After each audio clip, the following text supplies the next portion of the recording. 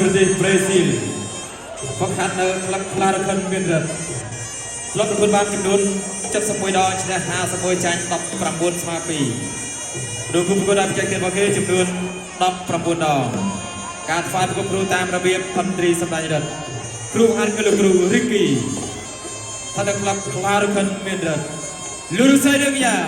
សូមថ្លែងការដែលបានខ្លាំងដល់កីឡាករបង្គោលក្រោមនៃព្រះរាជាណាចក្រកម្ពុជាសែនចាន់រតទីសា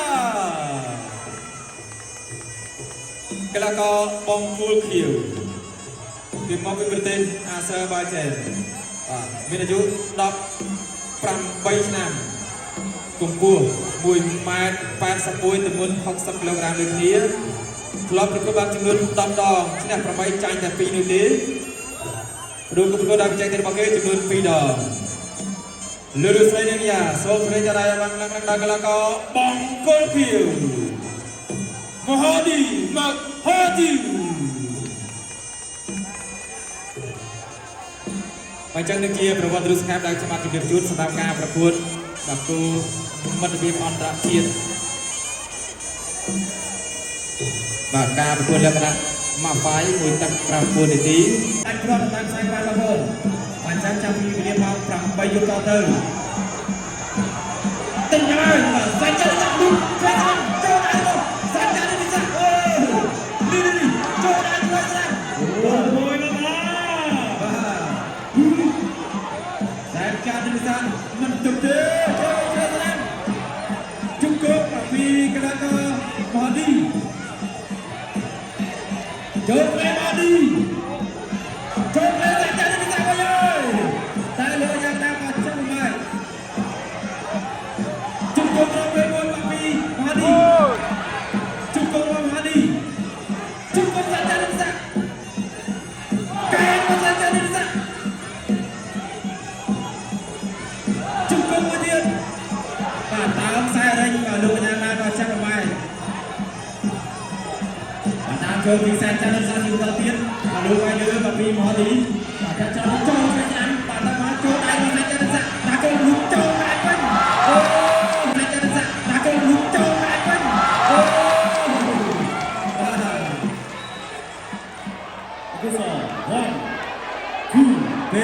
2 3 4 5 6 7 8 โอ้มันธรรมดามากนะแสนจันทร์ตั้งแต่มองไปกำลังคลาคำนิดนึงพรุ่งพรุ่งเลยมาเลยพรุ่งนี้เราไอสปายที่เรานั่งสบายจะนั่งจันทร์ถ้าเกิดลุกโจมอะไรกันนี่บางสนามคุณนายยอมไปตึ๊บจะมวยองศิวัฒน์ไปเวียนตัดกรอน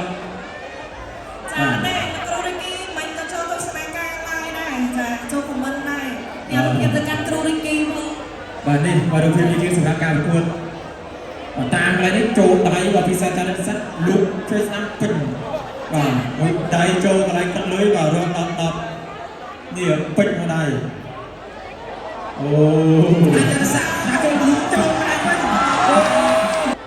ច្រើនជាងមុនចាបាទនេះចាក្បាច់គ្រូចែកឲ្យសិក្សាបាទពីមុនដល់ក្បាច់មកអស់ហើយនេះវាយទឹកសង្វៀនចាល្អមែនណាចាស្ដាយចាតែទីសាក់តចេះស្ដីក៏ខ្ញុំសុំមករៀនហ្នឹងបាទនិយាយទៅបាទគាត់វាយតែតាឡាគាត់តែតែវាយហើយ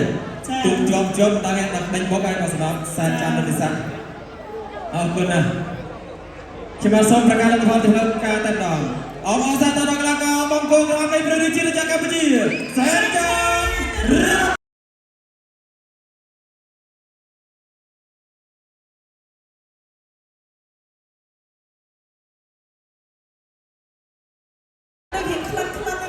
ន់แล้วนี่จะมาสู้กับผู้เชี่ยวดูสังตราจารย์จับดักบัญชาการเย็นแบบถูกดูสลาบวังตอนเรากำลังมาสร้างการพิสัยมาสู้กับผู้เชี่ยวบ้าเนี่ยครั้งคือติดตัวบ้านเลยแบบพิการที่มาไฟแค่นี้บ้า